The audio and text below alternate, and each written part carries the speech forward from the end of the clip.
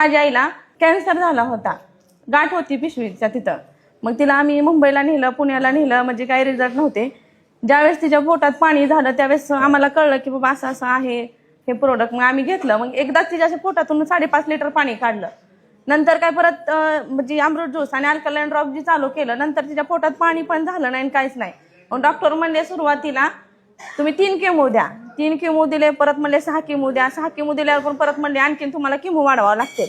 मग आम्ही म्हणलं आम्हाला काही केमो नको म्हटलं.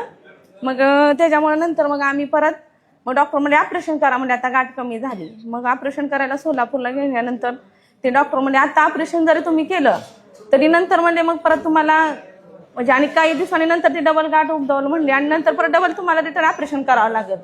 मग त्यामुळे आम्ही मग सगळ्यांनी निर्णय घेतला की म्हणजे ऑपरेशन करायचं नाही.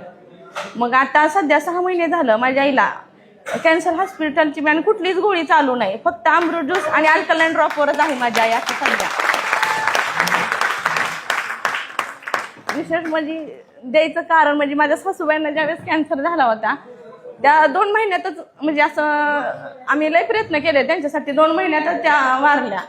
त्यामुळे म्हणजे आमच्या आईला आम्ही भरपूर प्रयत्न केले आणि यश आम्हाला यश कंपनीमधून ज्यावेळेस अमृत ज्यूस दिलं त्यावेळेस रिझल्ट 1 नंबर आला. आता माझी आई स्वतः रानात काम करते.